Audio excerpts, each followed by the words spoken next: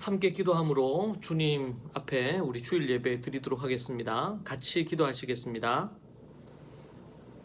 살아계신 하나님 아버지 감사합니다.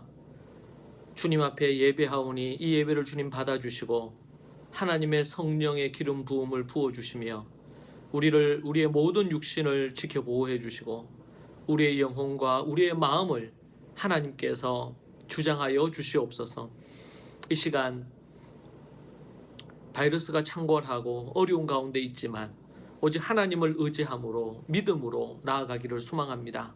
서로 위하여 기도하고 서로 위하여 중보하며 나아갈 수 있도록 도와주시고 지금 한국뿐 아니라 세계 곳곳에 여러 어려움들이 많은데 하나님 아버지께서 아버지 하나님 기억해 주시고 주님의 자비와 은혜를 부어 주시옵소서.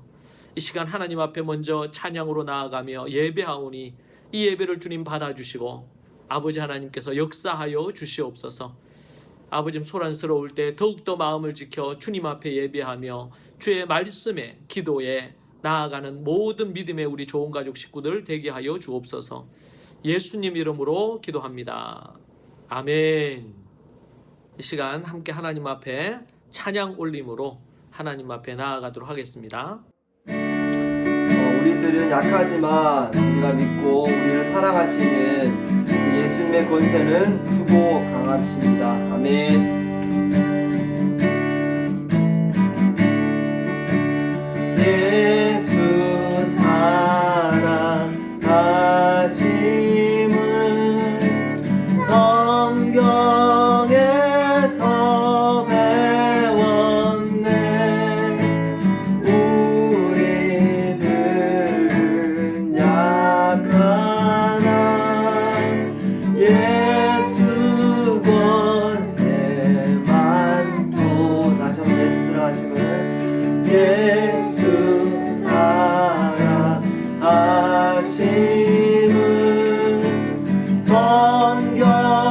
성경에서 배웠네.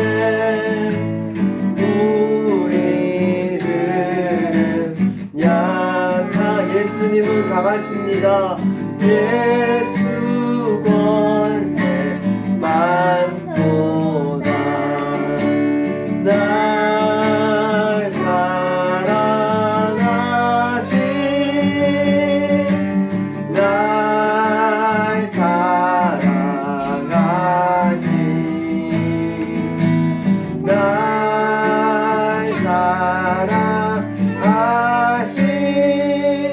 성경에 써있네. 박수 치면서 할까요? 예수 사랑하심을 거룩하서 배웠네. 우리들은 약하나 예수 권세 많도다. 날 사랑하신 날 사랑하신 날 사랑하신 성경에 써있네. 나를 사랑하시고 나의 죄를 다시 하늘 문을 여시고 그거 다 하시네. 날 사랑하신 날 사랑하신 날 사랑하신 성경에 써있네. 내가 연약할수록 더욱이 여기서 높은 보좌 위에서 낮은 나를 보시네. 날 사랑하신 날 사랑하신 날 사랑하신 성경에 써있네 세상 사는 동안에 나와 함께 하시고 세상 떠나가는 날 천국 가게 하소서 날 사랑하신 날 사랑하신 날 사랑하신 성경에 써였네 아멘.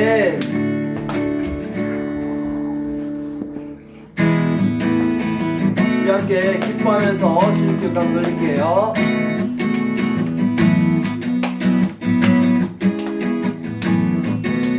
우리 함께 기뻐해 우리 함께 기뻐해 주께 영광 돌리세 어린 양의 혼이 잔치와 친구가 준비되었네 다시 우리 함께 기뻐해 우리 함께 기뻐해 주께 영광 돌리세 어린 양의 혼이 잔치와 친구가 준비되었네 할렐루야 할렐루야 전능하신 주가 다스리네 할렐루야 전능하신 주가 다스리네 물도 감싸기 다 따라 하셔야 돼요. 자 하나 둘 셋 넷 우리 함께 기뻐해 주께 영광 돌리세 어린 양의 혼이 잔치와 친구가 준비되었네 우리 함께 기뻐해 우리 함께 기뻐해 주께 영광 돌리세 어린 양의 혼이 잔치와 친구가 준비되었네 할렐루야 전능하신 주가 다스리네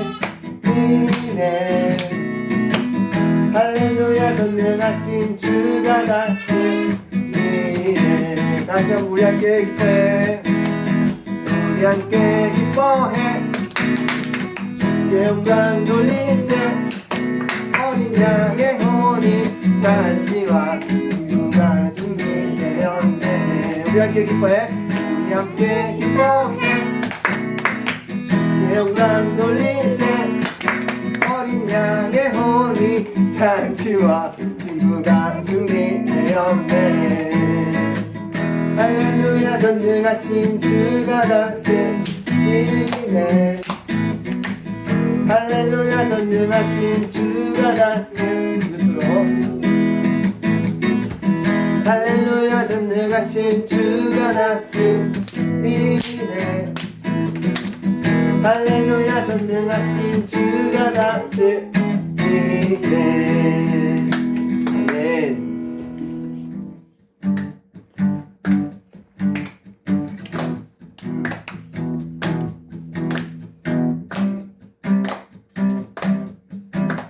마지막 날 함께 찬양하시겠습니다. 마지막 날에 내가 나의 영으로 모든 백성에게 구원 주리라 자녀들은 예언할 것이요 청년들은 환상을 보고 나비들은 꿈을 꾸리라 주의 영이라며 자녀들은 예언할 것이요 청년들은 환상을 보고 나비들은 꿈을 꾸리라 주의 영이라며 성령 이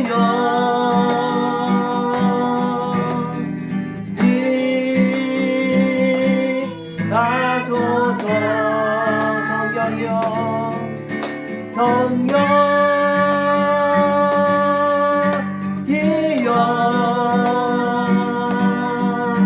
우리에게 임하소서. 다시 한번 마지막 날에 마지막 날에 내가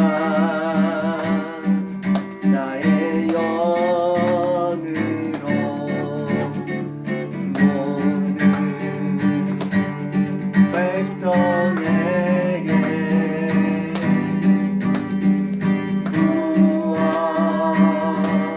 부어주리라. 자녀들은 예언할 것이요 청년들은 환상을 보고 아비들은 꿈을 꾸리라. 주의 영이 나면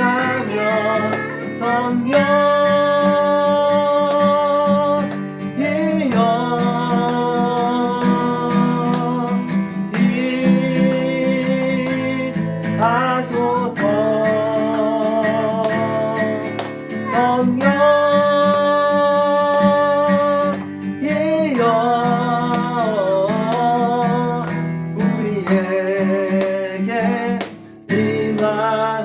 성령이여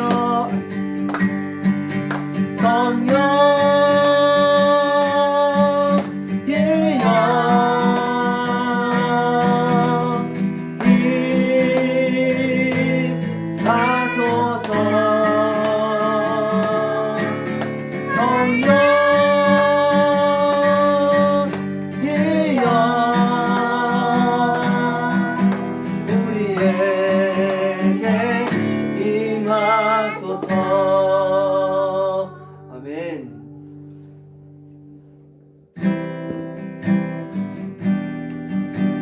우리 많은 걱정과 두려움 속에서 살고 있지만 정말 우리가 힘내게 지칠지라도 우리를 지켜주시고 인도해 주시는 나의 산성 되시고 요새 되시는 우리 하나님을 찬양합니다. 아멘.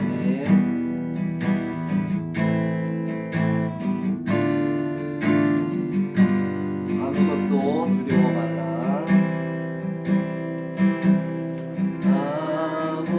아무것도 두려워 말라. 주 너의 하나님이 지켜주시네. 놀라지 마라.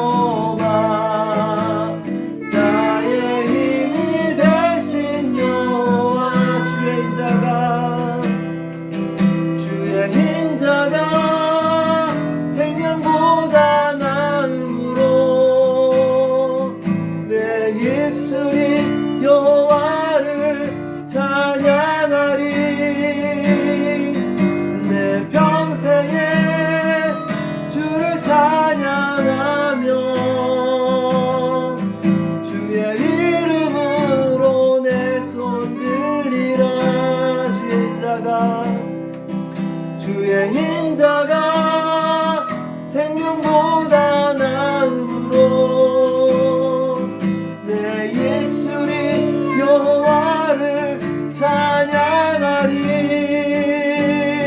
주 평생에 주를 찬양하며 주의 이름으로 내 손 들리라. 아멘.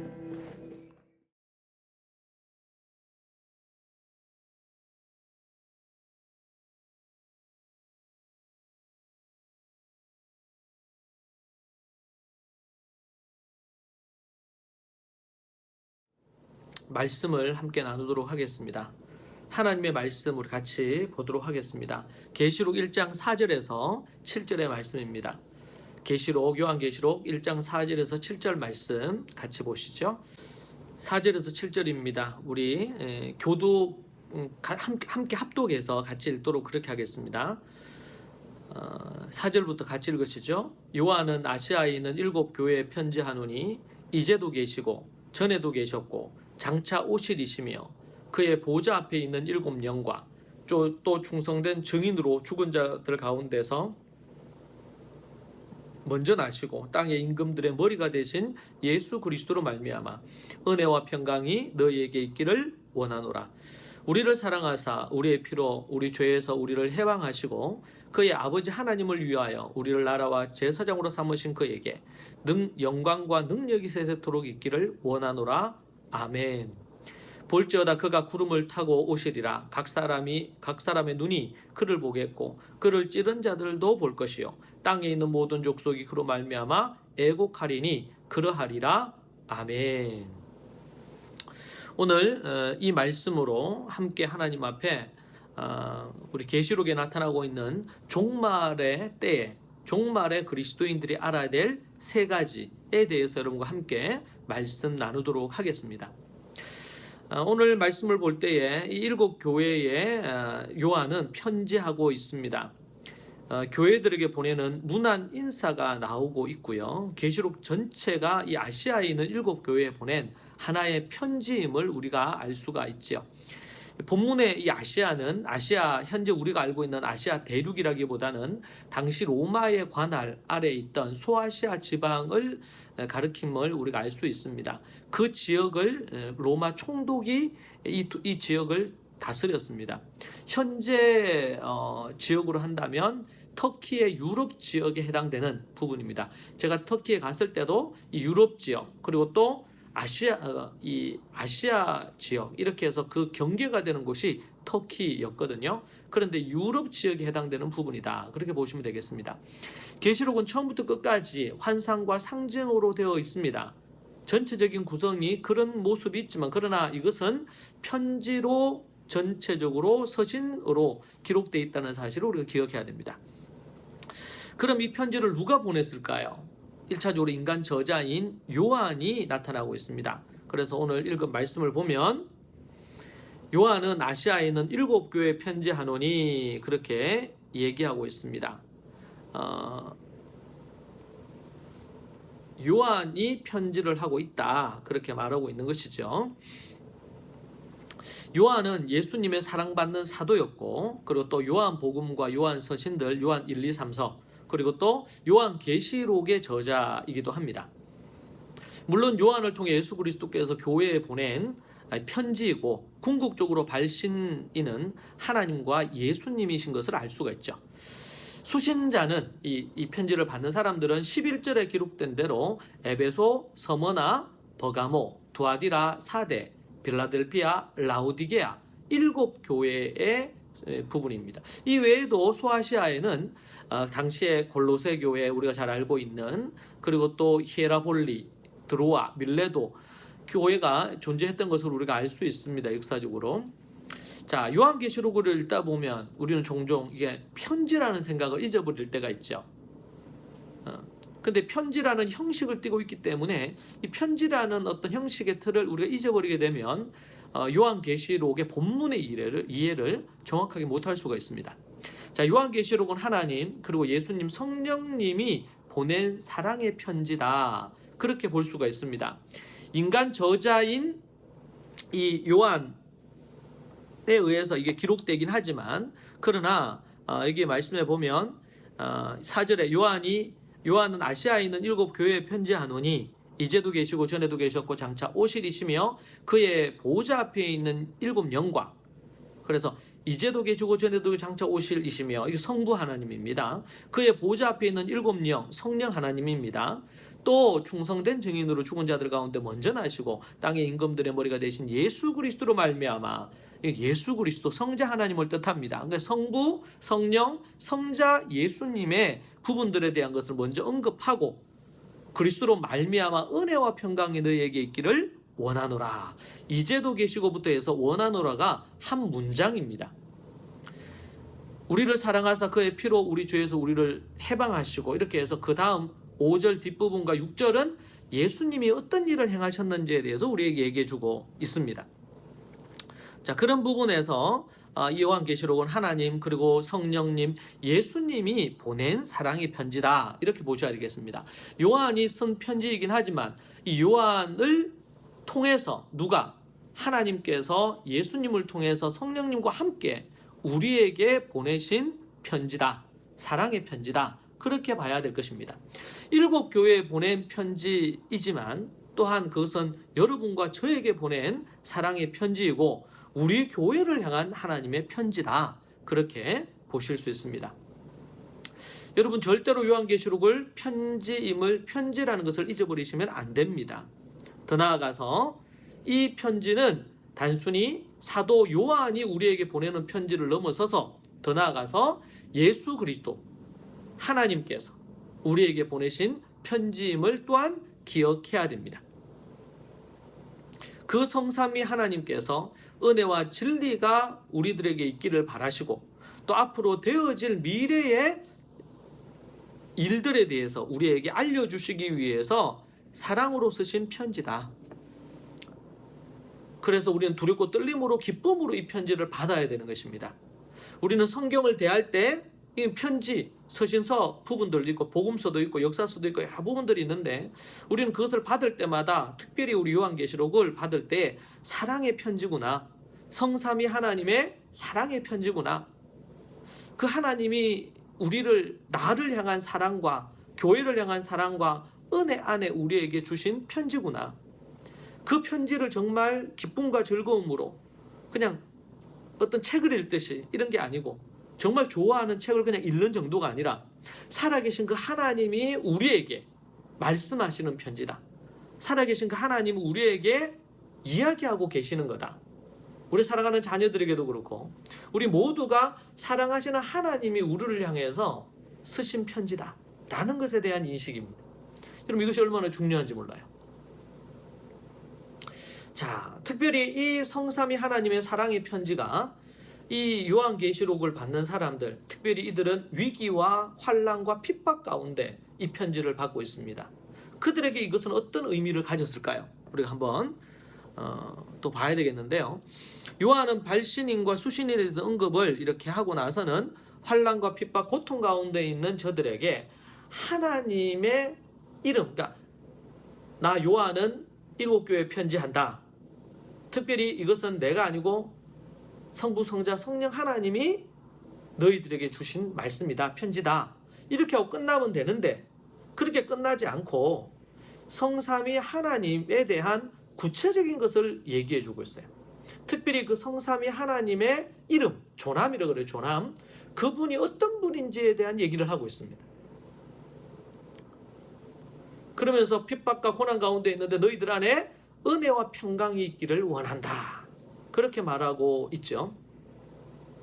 자, 특별히 여기는 다른 서신과는 달리 이 서신서라 그랬으니까 다른 서신들, 로마서부터 시작해서 여러 서신들이 있는데 다른 서신과는 다르게 삼위 하나님에 대한 부분으로 연결되어 있어요. 보통 신약 다른 서신서에는 성부와 성자 하나님으로부터 오는 복을 비는 것이 관례였습니다.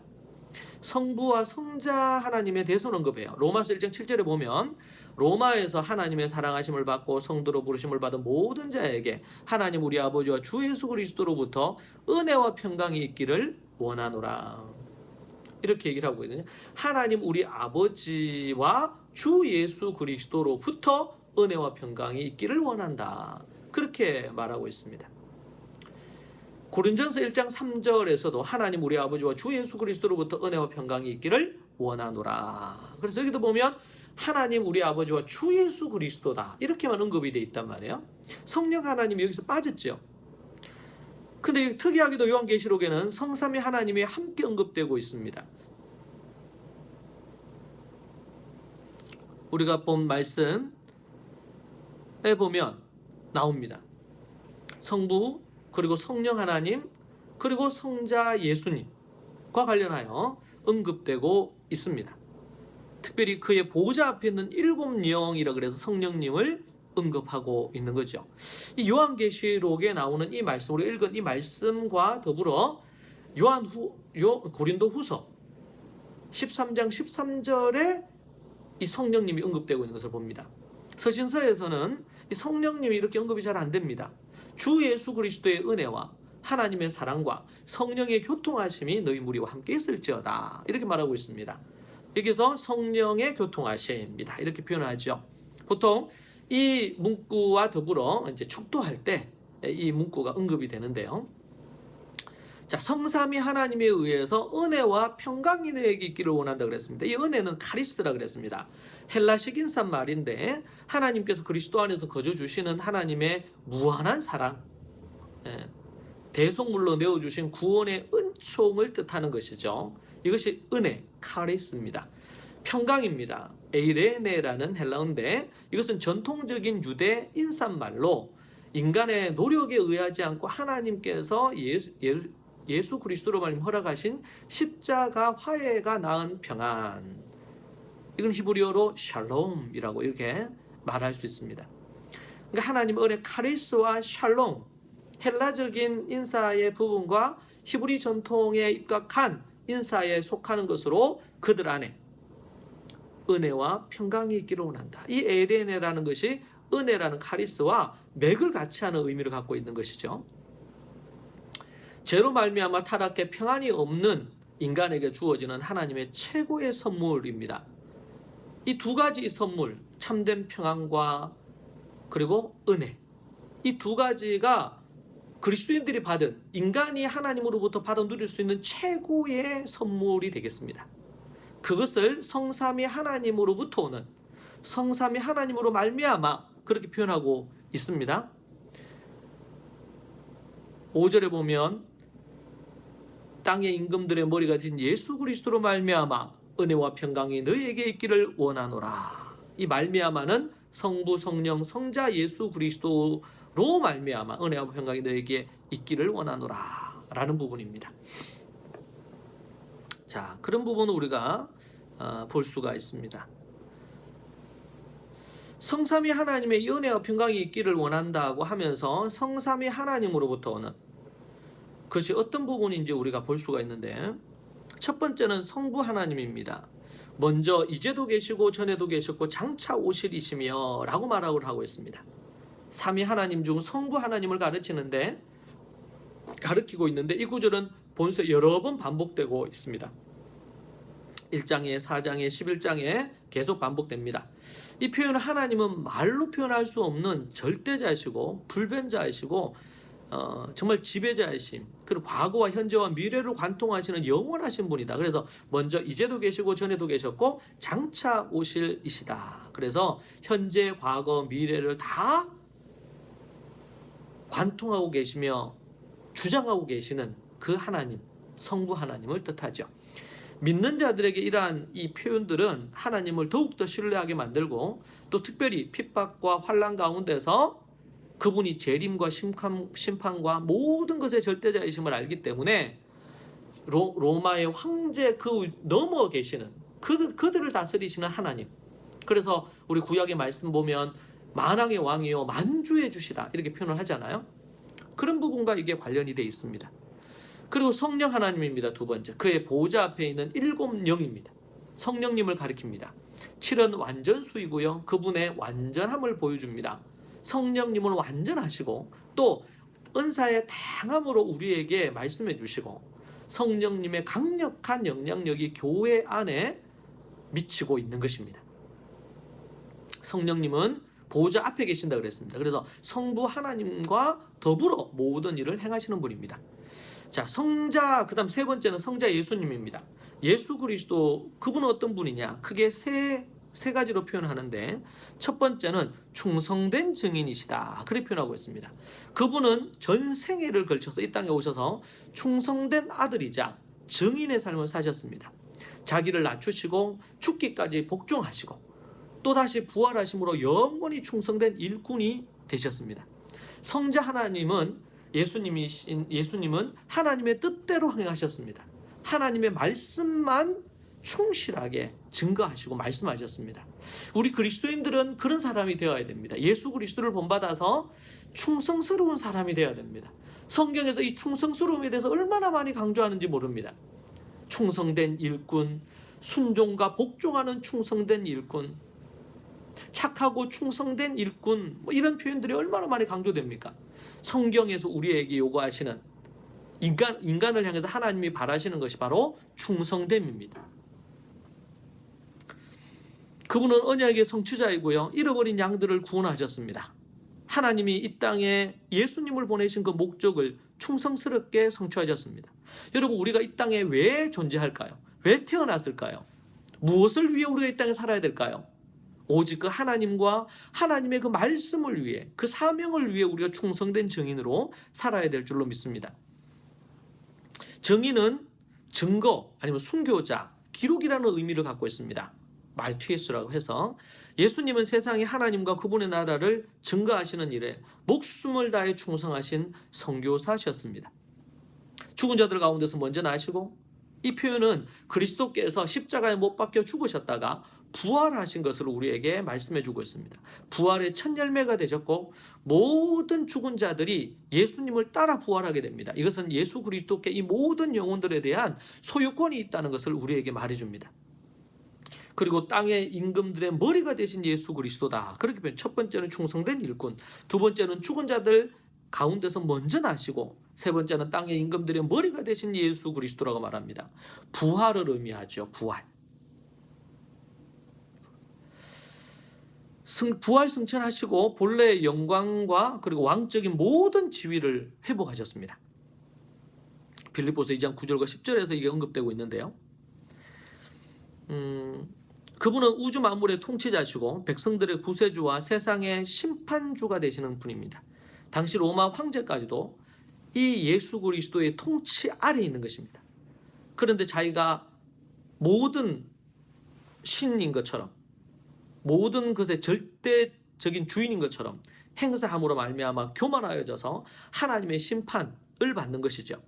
그래서 얼마나 여러분, 로마 황제가, 위대한 로마 황제, 전 세계가 아는 로마 황제, 얼마나 비참하게 인생을 살고 비참한 인생으로 삶이 마감이 되었습니까? 당시 핍박 가운데 있던 초대교회 성도들에게 이 성삼위 하나님이 어떤 분이신지, 성부 하나님, 성령 하나님, 그리고 성자 예수님의 이 세 가지의 모습을 통해서 그분이 어떤 분인지를 알 때 핍박 가운데서도 큰 위로와 격려와 힘이 되었을 것입니다. 예수님은 지금뿐 아니라 영원까지 인류와 우주를 통치하시는 분이십니다. 진정한 위로자요, 진정한 안식을 우리에게 주실 수 있는 피난처이십니다. 우리 주 성삼위 하나님 안에서만 이걸 얻을 수 있습니다. 그분 안에서만 우리는 참 안식과 평안을 누릴 수가 있는 것이죠. 세상은 다른 것에서 이걸 누리려고 합니다. 어떤 사람은 결혼을 하면 내가 참 평안과 안식을 누릴 수 있지 않을까 생각을 합니다. 부분적으로 누릴 수 있습니다. 가정을 이루면 가정 안에 평안과 안식이 있지 않을까 생각합니다. 물론 그런 부분이 없지는 않습니다. 그러나 죄로 말미암아 타락하고 왜곡된 인간들에게 가정은 또 다른 고통과 아픔을 또 줄 수 있다는 사실을 우리가 압니다. 그래서 우리는 가정에서 하나님이 원하시는, 예수님을 믿고 하나님이 원하시는 가정을 세우기 위하여 섬김과 사랑의 장소가 되어야 됩니다. 내가 그 가정에서 평안하고 그냥 쉼을 누리려고만 하면 안 돼. 그러면은 어느 누구도 쉼을 누릴 수가 없습니다. 많은 이들이 얘기합니다. 가정이 평안하고 가정에서 안식을 누릴 수 있으면 좋겠습니다. 그럴 수 있습니다. 특별히 예수 그리스도 안에서 그럴 수 있습니다. 근데 그러기 위해서 우리는 섬기고 사랑하는 그런 자세와 태도가 필요합니다. 교회 또한 그렇습니다. 거듭난 이들이 모였기 때문에 예수님으로 인해 모였지만 모나고 연약하고 죄된 부분들이 그대로 있습니다. 여전히 그런 부분들을 다듬고 이렇게 해가지만 그러나 완전하지 않습니다. 용납과 사랑과 서로를 향한 배려와 기도와 이런 노력들이 필요합니다. 우리 주 하나님 안에서 참 만족과 안식이 있습니다. 우리 하나님, 우리 성삼위 하나님, 그분 앞에서 언급된 그 성삼위 하나님의 그 모습이 아니고는 우리는 참 안식과 만족을 얻을 수 없습니다. 이 세상은 갖가지 많은 이데올로기로 안식을 얻으려고 합니다.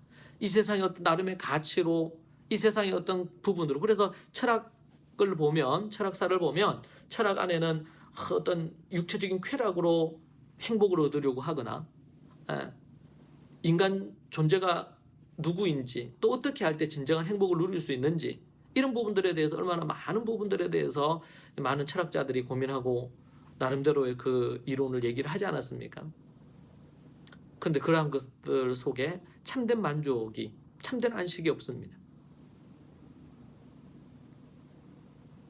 이 땅의 모든 리더와 특별히 목사들 완전하지 않습니다. 연약한 자들입니다. 다만 믿음으로 그리스도를 닮아가고 여전히 달려가고 있는 자들일 뿐이죠. 그러나 우리의 영원한 리더이시고 유일한 리더 한 분만 뽑으라면 예수 그리스도 그분밖에 없습니다. 그분이 우리의 참 목자시고 참 목사이십니다. 예수님 안에서 참 안식과 평안이 있습니다. 진정한 위로가 그분 안에서만 가능합니다. 그리고 안전합니다. 유일한 완벽한 위로자이십니다. 여러분에게 진정한 위로를 줄 수 있는 분은 성부, 그리고 성령 하나님, 그리고 성자 예수님밖에 없습니다. 그분 안에서 참 위로를 얻을 수 있습니다. 여러분 얼마나 지금 여러 가지로 어렵고 힘든 시기입니까?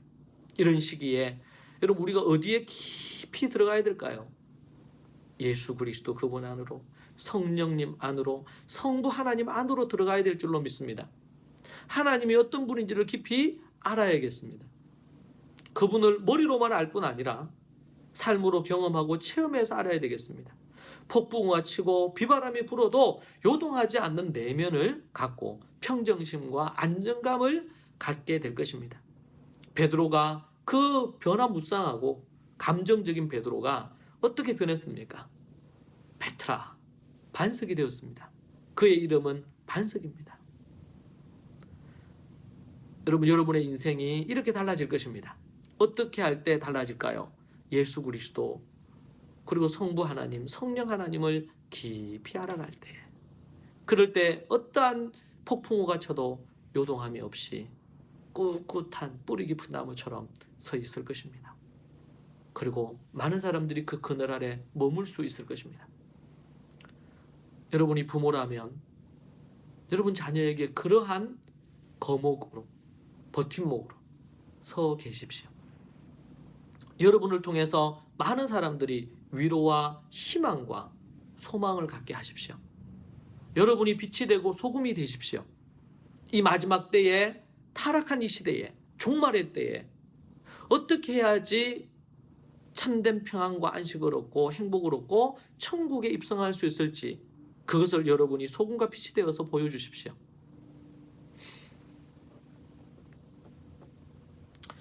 자, 이렇게 성삼위 하나님의 편지, 사랑의 편지로 이루어져 있는데, 특별히 그것과 더불어 종말의 그리스도인들이 알아야 될 세 가지를 우리에게 그 다음으로 명확하게 얘기해 줍니다. 그 첫 번째가 뭐냐면 예수님이 행하신 세 가지를 알아야 됩니다. 앞에서 우리는 예수님이 어떤 분인지를 얘기했는데, 그 다음 부분으로 우리에게 예수님이 어떤 분인지에 이어서 그분이 어떤 일을 행하셨는지를 우리에게 말씀해 주고 있습니다. 다시 말씀을 볼까요? 5절에 보니까 또 충성된 증인으로 죽은 자들 가운데서 먼저 나시고 땅의 임금들의 머리가 되신 예수 그리스도로 말미암아 은혜와 평강이 너에게 있기를 원하노라. 우리를 사랑하사 그의 피로 우리 죄에서 우리를 해방하시고, 이렇게 나오죠. 예. 그래서 5절 뒷부분 우리를 사랑하사 우리 피로 우리 죄에서 우리를 해방하시고 이 부분이 바로 이 부분과 이제 6절 앞부분까지가 예수 그리스도께서 어떤 일을 행하셨는지를 우리에게 보여주는 부분입니다. 어떻게 행하셨? 우리를 사랑하셨습니다. 사랑하사. 이 현재 분사형인데요. 지금도 여전히 계속해서 사랑하고 있대. 과거에 예수님이 2000년 전 갈릴리 호수에서 제자들을 사랑하신 그 사랑에 끝나는 게 아니고 지금도 여전히 계속해서 사랑하고 계신다. 또한 이 사랑이 현재부터 영원까지 계속된다는 것을 의미합니다. 이 사랑이 십자가에서 우리를 위해 피 흘리게 하셨습니다. 우리를 사랑하신 것입니다. 두 번째, 자신의 피로 우리의 죄에서 해방시키셨습니다. 예수 그리스도의 그 피로 말미암아 우리를 해방시키셨습니다. 어디에서? 죄에서 해방하여 자유를 주셨습니다. 우리를 사랑하신 주체는 성부 하나님이시고 십자가를 구체적으로 드러낸 사건입니다. 하나님의 그 사랑의 성부 하나님의 사랑의 사건의 구체적인 부분이 십자가예요. 그런데 그 예수님이 십자가에서 죽으심으로 자신을 내어주심으로 우리를 죄에서 해방시키셨습니다. 그래서 해방하시고라 그랬는데 부정 과거형입니다. 이미 과거에 일어난 사건이자 완성된 사건이다 라는 의미예요. 과거에 일어났지만 완성된 사건이다. 이미 해방이 완성되었다. 십자가는 과거 역사적인 사건임과 동시에 하나님의 계속되는 영원한 사랑의 사건이다. 앞에서 우리가 본 것처럼 사랑하사라는 그 부분과 연결해서 여전히 계속해서 사랑하고 계시고 이미 죄에서 우리를 해방시키셔서 완성하신 것으로 그 사랑은 이어지고 있다는 것입니다. 죄에서 해방된 자들은 마귀와의 싸움에서 승리하는 것이고 또한 그 승리에 함께 동참하게 되는 것입니다. 그리고는 이러한 구속의 결과로 하나님 나라의 구성원이 되고 그 나라에서 섬길 하나님의 제사장이 되게 하셨다고 그렇게 우리에게 말씀해 주고 있습니다.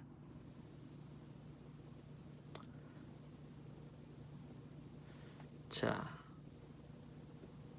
이 세 가지를 사랑하셨고 그리고 우리를 죄에서 해방시키셨고 그리고 하나님 나라의 구성원이 되게 하셨다. 이것이 바로 예수 그리스도가 하나님이 예수님을 통해서 예수님이 땅에 오셔서 이루신 일이다. 이렇게 우리가 알 수 있겠습니다. 여러분, 예수님이 우리를 위해 행하시는 일이 얼마나 큽니까? 우리가 잊어버리면 안 됩니다. 절대로 잊어버리면 안 되는 것. 예수님이 행하신 세 가지를 잊어버리면 안 돼요. 종말의 때 이것을 반드시 기억해야 됩니다. 그렇지 않으면 우리의 믿음이 흔들리게 될 것입니다. 우리가 하나님의 뜻을 분별하고 믿음으로 도전해 가는데 갖가지 어려움들을 만나게 될 것입니다. 세 가지 결코 잊어버려서는 안 됩니다.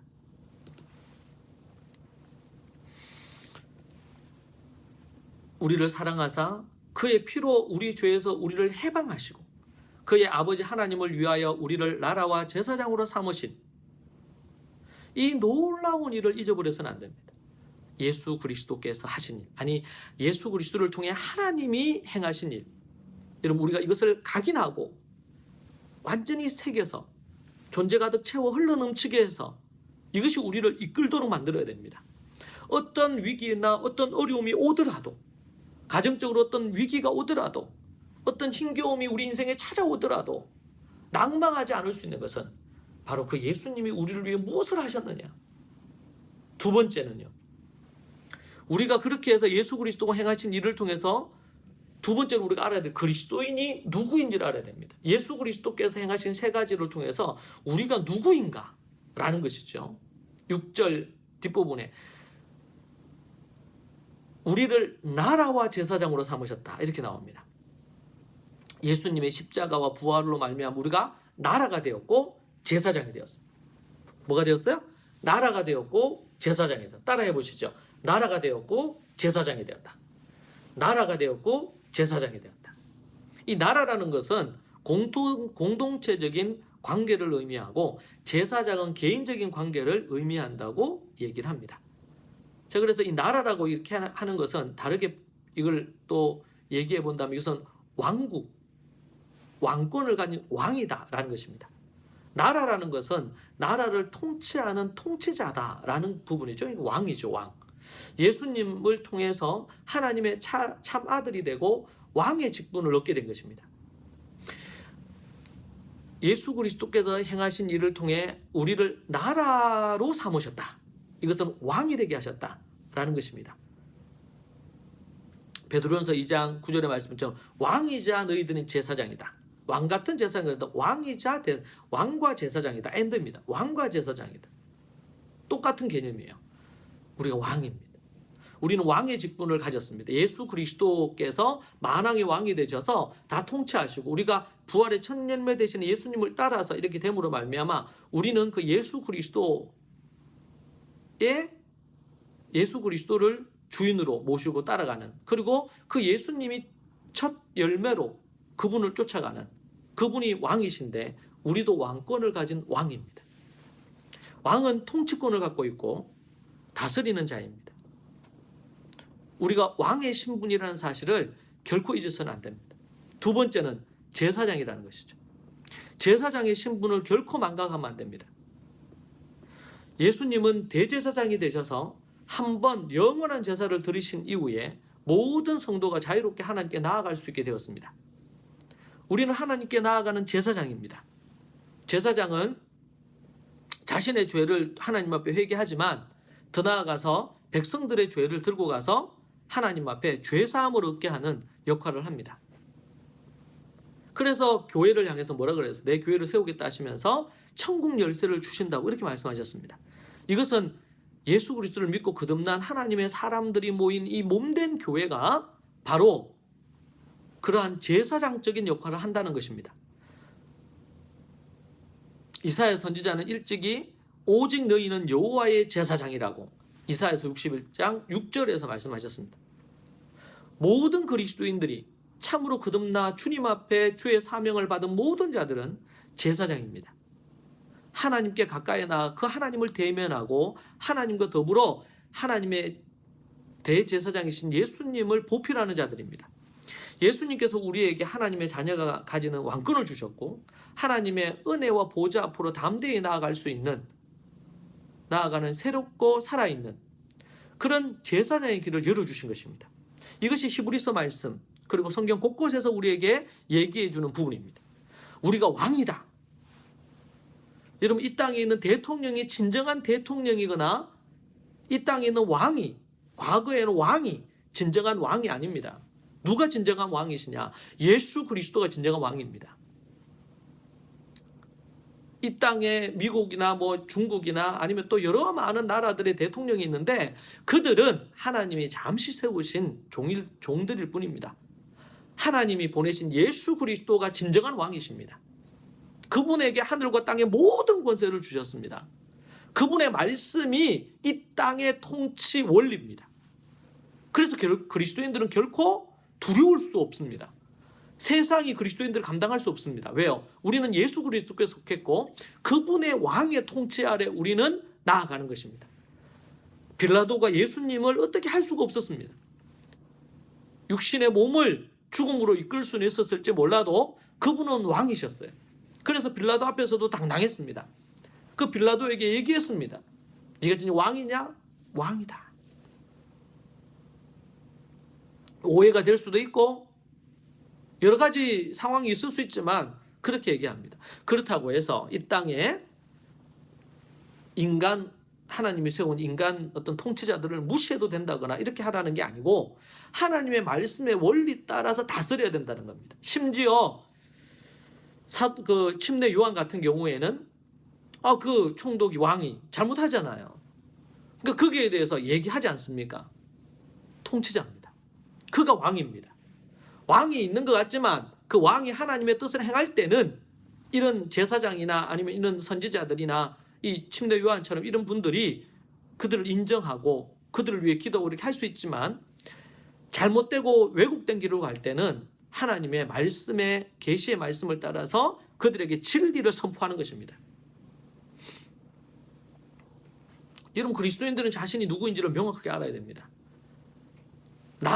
나라인 통치자인 왕이어야 되는데 그렇게 하지 못하고, 또 제사장이어야 되는데 제사장의 역할을 하지 못한 채 이 땅에는 많은 목사들이, 직업적인 목사들이 많습니다. 하나님의 말씀의 원리로 성도들을 이끌고 이 세상에 대하여 소금의 빛의 메시지를 전해야 되는데, 그러기보다 때로는 이 세상의 갖가지의 것들에 야합해서, 돈에 야합해서, 이데올로기에 야합해서, 정치적인 것에 야합해서, 문화적인 것에 야합해서 살아가는 것입니다. 결코 그들은 참 선지자가 아니요 거짓 교사들입니다. 오직 우리에게는 예수 그리스도의 그분의 말씀과 가르침, 충성된 일꾼으로 하나님 앞에 서야 됩니다. 자, 그런데 이 왕과 이 제사장, 왜 이런 직분을 주셨습니까? 6절 앞부분에 보니까 그의 아버지 하나님을 위하여 우리를, 그의 예수 그리스도의 아버지 하나님을 위하여 우리를 나라와 제사장으로 삼으셨다는 것입니다. 삼으신 목적을 분명히 알아야 됩니다.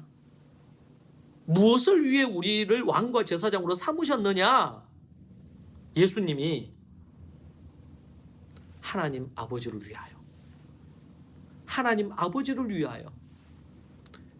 이 목적을 잃어버리면 그것은 우상을 섬기는 나라요 제사장입니다. 우상을 섬기는 왕과 제사장입니다. 누구요? 사울 왕과 같이 하나님의 버림을 받는 것이죠. 자신을 위해 사는 자가 한 명도 없어야 됩니다. 어느 누구도 이 그리스도의 피로 거듭난 자들은 자신을 위해 사는 자가 한 명도 없어야 되는 것입니다. 오직 자신을 부르신 자를 기쁘게 하기 위하여 살아가야 합니다. 무엇을 하든지 하나님의 영광을 위하여, 주의 영광을 위하여 자신의 왕됨과 제사장됨을 사용을 해야 됩니다. 그렇지 않고 이것을 사용하는 순간 하나님께서 그들을 심판하십니다. 선생들이 조심해야 됩니다. 선생된 자들에게는 지위가 주어지고 특권이 주어집니다. 영적인 권위가 주어집니다. 근데 그 권위를 갖고 자신의 사리 사욕을 채우고 사람들을 함부로 이리저리 휘두르려고 하고 높아지려고 하고 군림하려고 하는 순간 하나님의 심판이 따릅니다. 사울에게 그러하셨던 것처럼, 거짓 선지자들에게 그러하셨던 것처럼 하나님께서 그렇게 하십니다. 신약에서는 가장 가까이 자신의 돈을 위하여 그렇게 했던 가룟 유다처럼 비참한 죽음을 맞이하게 되고 파멸이 그를 기다리는 것입니다.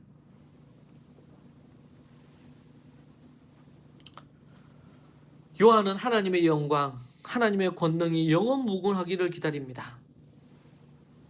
영광은 명예와 명성, 권능과 위엄을 뜻합니다. 하나님을 향한 찬양과 공경을 뜻합니다. 능력이, 세력이라는 뜻인데요. 하나님의 권세, 통치권을 의미하고 하나님께 돌려드려야 될 것입니다. 세세토록이라는 게 뭡니까? 세대들의 세대라는 거예요. 세대가 계속 이어지는 부분들에 대한 것입니다. 본서에서 12번이나 계속 반복되는 것이 세세토록. 그런 의미에서 세대 간에, 다음 세대, 그 다음 세대에 하나님의 믿음과 말씀이 전수되는 것이 얼마나 중요한지 모릅니다.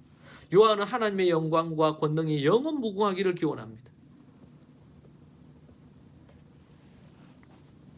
아멘이라고 이렇게 표현하죠.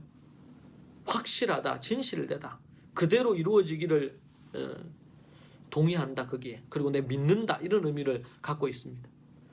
여러분, 예수 그리스도께서는 오직 하나님의 영광을 위해 이 땅에 사명을 감당하셨습니다. 여러분도 또한 하나님을 위해 사명을 감당하시기 바랍니다. 자기를 위해 살지 마십시오. 일하고 땀 흘려 수고하고 돈을 벌고 공부를 하고 이렇게 하지만 하나님의 영광을 위하여, 공부하는 것도 하나님의 영광을 위하여, 우리 학생들이 일하는 것도 하나님의 영광을 위하여, 하나님의 복음을 전하는 일을 위하여, 영혼 구원을 위하여. 그래서 어떤 분은 내가 버는 월급이 이거는 성교비라, 이것으로 우리 가족들이 먹고 생활하는데 왜 먹고 생활하느냐? 선교지에서 선교사들이 선교비를 갖고 왜 생활합니까? 먹고 왜 마시고 필요한 집에 렌트비를 내고 합니까? 영혼을 구원하고 제자 삼는 일을 위해서, 그렇지 않습니까? 그 일을 위해서 내 존재가 있다는 사실입니다. 첫 번째는 우리가 알아야 될 것이 예수 그리스도께서 하신 세 가지를 알아야 되겠고, 두 번째는 그리스도인이 누구인지를 알아야 되겠고, 왕과 제사장. 그리고 그 왕과 제사장으로 예수님이 삼으신 이유는 오직 하나님을 위하여, 하나님의 나라를 위하여. 그리고 마지막 세 번째는 예수님이 가신 그대로 재림하시고 모든 족속이 그때는 애국할 것을 알아야 됩니다. 7절입니다. 볼지어다 그가 구름을 타고 오시리라. 각 사람의 눈이 그를 보겠고 그를 찌른 자들도 볼 것이며 땅에 있는 모든 족속이 그로 말미암아 애국하리니 그러하리라. 아멘. 다시 한번 아멘이라고 하면서 확증을 짓죠. 요한은 그의 독자들에게 그리스도께서 오시기를 기대할 것을 명합니다. 볼지어다 그가 구름을 타고 오시리라. 우리는 이런 말씀을 볼 때마다 예수님이 구름 타고 하늘로 올라가셨거든요. 가신 그대로 다시 오신다 그랬어요. 이게 그냥 옛날 이야기처럼 생각하고 아이들에게도 그렇게 가르치는 경우 있는데 매우 잘못된 것입니다. 이 말씀 그대로 예수님이 오실 것입니다. 바울 사도께서는 예수님의 재림을 증거하고 있습니다. 데살로니가 전서에, 그리고 계시록 1장 7절에서 다니엘서 7장 13절을 배경으로 해서 우리에게 말씀하고 있는 것입니다. 구름을 타고 오시리라. 구름은 하나님의 영광과 위엄을 나타냅니다. 그분의 임재의 상징이죠. 구름에 둘러싸여서 구름 타고 승천하셨습니다. 영광 중에 다시 구름을 타고 이 땅에 오실 것입니다. 이것을 믿지 않는 그리스도인들이 너무 많아요. 그리고 기대하거나 고대하지 않아요. 구름 타고 오시리라는 것을, 이 말씀을 명확하게 믿지 않습니다. 각 사람의 눈이 그를 보겠다 그랬습니다. 각 사람의 눈이 그를 보고 볼지어다 그가 구름을 타고 오시리라. 각 사람의 눈이 그를 보겠고 그를 찌른 자들도 볼 것이요. 이 말씀은 주님의 재림이 공개적일 것이고 확실할 것이라는 것을 말해줍니다. 스가랴 12장 10절의 말씀을 인용을 하고 있는 건데요. 오래전 지구에 있는 모든 사람이 동시에 주님의 재림을 목격할 수 없을 것이 상식이었습니다. 1969년 7월 24일 놀라운 일이 일어났습니다. 전 세계인들이 생중계로 닐 암스트롱이 달에 첫 발을 내딛는 것을 보았습니다. 지금은 생중계로 전 세계에서 축구 경기든 각종 사건, 전쟁 이런 것들을 거진 실시간으로 우리가 시청을 합니다. 지금은 당연한 것이 되었지만 지금으로부터 한 4, 50년 전만 해도 그런 일은 있을 수 없다고 거짓말이라고 했습니다. 주님의 재림이 어떻게 임할까요? 인류가 동시에 보는, 시청하는 그런 상황 가운데 예수님이 오실 것입니다. 초림 때 예수님은 은밀하고 초라한 모습, 아기의 모습으로 오셨습니다. 그러나 재림의 때에는 공개적이고 위엄을 갖고 권색을 갖고 그렇게 오시는 것입니다. 그를 찌른 자들도, 이것은 스가랴 12장 10절의 언급과 동일합니다. 주님께서 십자가에 달려 계실 때 로마 병정이 옆구리에 창으로 찔렀습니다. 그분을 찔렀던 자들, 복수로 표현되어 있어요. 그러니까 그 병사만이 아니고 예수님을 십자가에 못 박으라 외쳤던 많은 유대인들, 그리고 로마 관원들, 유대 관원들, 대제사장과 서기관들, 수많은 사람들이 예수님을 박해하지 않았습니까? 그들이 예수 그리스도의 재림을 볼 것이란 말입니다. 그분은 재림하셔서 모든 이들을 심판하실 것입니다. 주의 재림을 망각한 채 죄 가운데 빠져 사는 사람들에겐 탄식과 애국만 있고 둘째 사망, 지옥불에 떨어지게 될 것을 말해주고 있습니다. 더 이상 회개의 기회가 없습니다. 그러하리라 아멘 이렇게 얘기했잖아요. 이것은 확실하게 이렇게 이루어진다는 것을 말해줍니다. 마지막 주의 재림 때에 예수님이 가신 그대로 구름을 타고 다시 오실 것이고, 그때는 각 사람의 눈이 예수님을 다 볼 거고 70억이 넘는 이 지구에 있는 모든 사람들이 다 볼 것입니다. 어떤 사람은 나이트클럽에서 볼 수도 있겠고, 어떤 사람은 교회에서 볼 수도 있겠고, 어떤 사람은 개인적으로 기도하는 중에 예수님의 재림을 맞이할 수도 있겠고, 어떤 사람을 정말 일을 하다가 만날 수도 있을 것입니다. 공부하다가 주님을 만날 수도 있습니다. 주님의 재림을. 모든 이들이 주님의 재림을 볼 것입니다. 그때의 심판은 우주적입니다. 공의롭게 공개적인 심판이 이루어질 것입니다. 모든 족속이 그때는 올스톱입니다. 더 이상 믿고 뭔가를 하고 이렇게 할 수 있는 기회가 끝이 납니다. 끝까지 회개치 않았던 자들이 후회하고 통곡하는 때가 옵니다. 그래서 땅에 있는 모든 족속이 그로 말미암아 애곡하리니 슬퍼하고 통곡하며 울며 불며 난리가 날 것입니다. 여러분 그것을 믿으십니까? 먼저 예수 그리스도의 재림을 믿으십니까? 재림이 이렇게 구름을 타고 전 세계 70인구가 동시에 볼 것을 믿으십니까? 그리고 위엄을 갖고 심판자로 이 땅에 오실 것을 믿으십니까? 7절 끝에 그러하리라 아멘이라고 했어요. 이 말은 다르게 표현하면 아멘 아멘을 두 번 한 것과 같습니다. 그러하리라 이 말이 아멘이라는 뜻이거든요. 근데 또 아멘이라고 그랬잖아요. 꼭 그렇게 이루어질 것을 믿습니다 라는 뜻입니다. 여러분 예수님의 재림이 반드시 성취될 것을, 왜 반드시 성취된다는 말씀이 하나님의 말씀이잖아요. 예수님의 말씀이잖아요.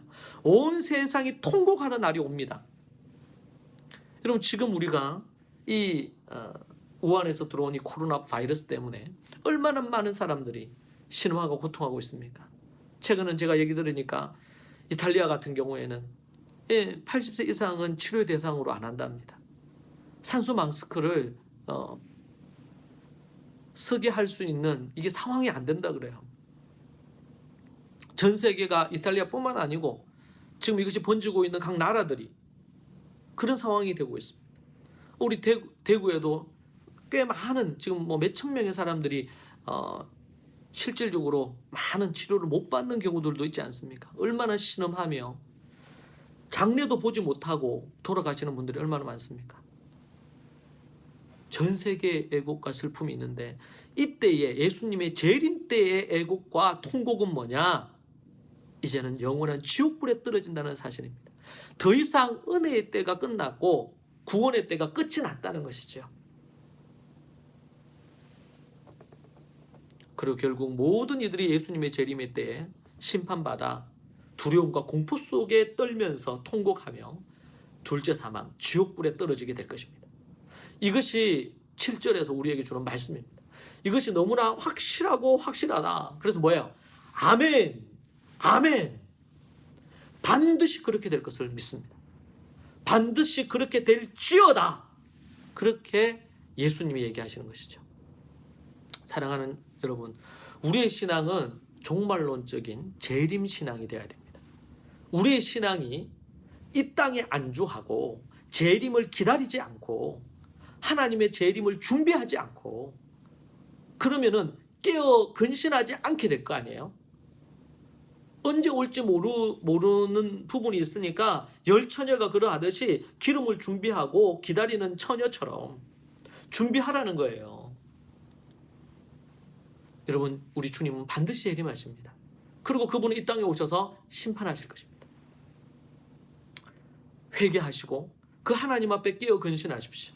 저는 이번 이런 코로나 바이러스 사태와 관련해서 하나님께서 왜 특별히 우리 대구에 이런 일이 터지는 상황들을 두시는가?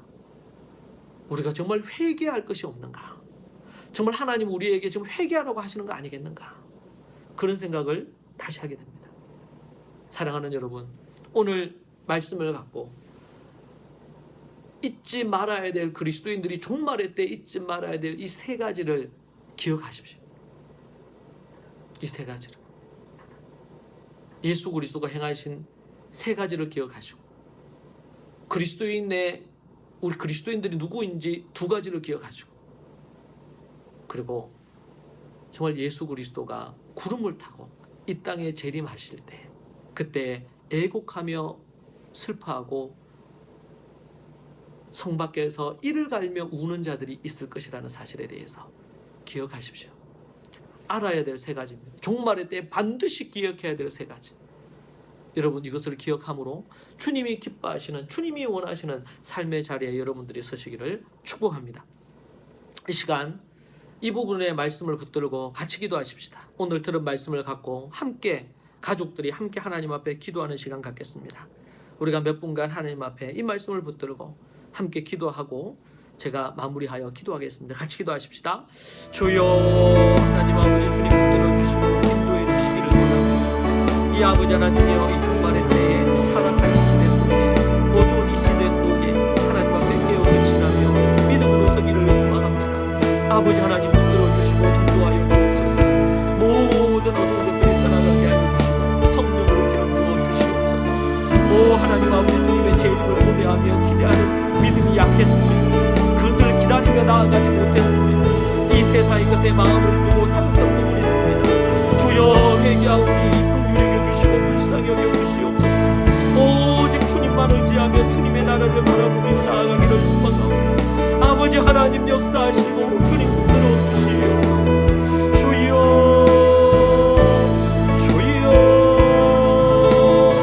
아버지 하나님 인도해 주시고 도와주시기를 원합니다. 아버지 하나님 역사해 주시기를 원합니다. 오 살아계신 하나님 아버지시여 은혜를 내려주시고 아버지 하나님 능력을 베풀어 주시고 성령을 내려주시옵소서. 아버지 하나님 예수 그리스도가 행하신 일을 기억하기를 원합니다. 우리 온 가족 모든 종가족 식구들이 정말 재림을 준비하며 왕으로서 제사장으로서의 삶을 살게 주님께 하여 주옵소서. 이 땅에 눌려서 다스림을 받는 자들이 아니라 말씀으로 다스리는 자들이 되게 하여 주시옵소서. 주의 말씀으로 이 세상을 판단하는 자들이 되게 하여 주옵소서. 주님이 다시 오실 것을 재림의 주님을 기다리며 살아가게 인도하여 주시옵소서. 기도하겠습니다. 살아계신 하나님 아버지 감사합니다. 사랑하는 우리 믿음의 좋은 가족 모든 식구들이 주의 진리의 말씀을 붙들고 나아가기를 소망합니다. 악하고 어두운 모든 것들이 떠나가게 하여 주시고 하나님의 성령으로 기름 부어 주시옵소서. 날마다 세영을 부어주시고 종말의 때에 반드시 알아야 될 이 세 가지가 완전히 각인이 되고 새겨져서 오직 그 하나님의 나라를 바라보며 땅의 것에 소망을 두지 아니하고 하늘의 것에 소망을 두는 우리 모든 믿음의 식구들이 되게 하여 주옵소서. 아버지 하나님 소망합니다. 믿음의 제자들이 대구에 용인에 또 아버지 하나님이여 이 한국 땅의 7지역에 교회를 세우고 학교를 세워서 하나님의 나라를 확장하고 하나님의 뜻을 이룰 수 있도록 도와주옵소서. 7교회 소아시아의 7교회처럼 아버지 7도시에 아버지 전 세계 7개 나라에 하나님의 나라의 교회가 세워지고 초대교회의 가정중심의 교회가 세워져서 하나님의 놀라운 뜻을 가정과 학교와 교회가 하나 되는 놀라운 뜻이 이루어지게 하여 주옵소서. 우리에게 주신 사명과 그 꿈을 향하여 재림의 주님을 바라보며 우리가 나아가게 하여 주옵소서. 예수님 이름으로 기도합니다. 준비하신 헌금 이 시간 함께 하나님 앞에 드리도록 하겠습니다.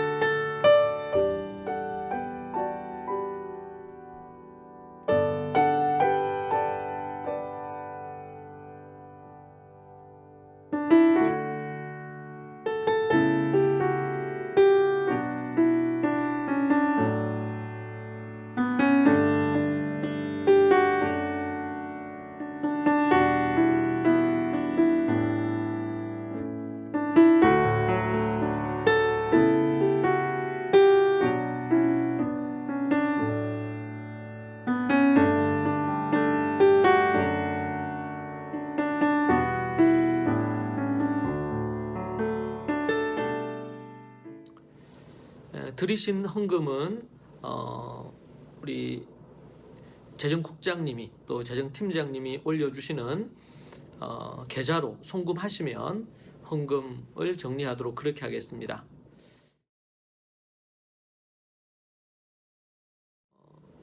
교회 소식은 주보를 참조해 주십시오. 속히 이 모든 병마가 다 떠나갈 수 있도록 기도하면 좋겠고 특별히 이럴 때에 우리가 하나님 앞에 회개하고 주님 앞에 나아감으로 우리를 정결하게 하고 거룩하게 하는 그런 시간 되기를 원합니다. 이 시간 우리가 함께 하나님 앞에 우리 서로 축복하도록 그렇게 하겠습니다.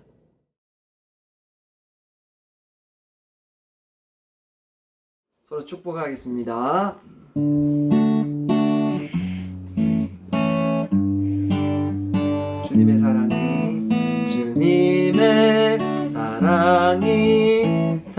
당신을 통해 온 세상 가운데 전해지기를 주님은 나무 당신은 가지니 사랑의 열매 맺길 축복해요. 주님의 축복이 당신을 통해 온 열방 가운데 흘러가기를 주님은 나무 당신은 가지니 사랑의 열매 맺길 축복해요.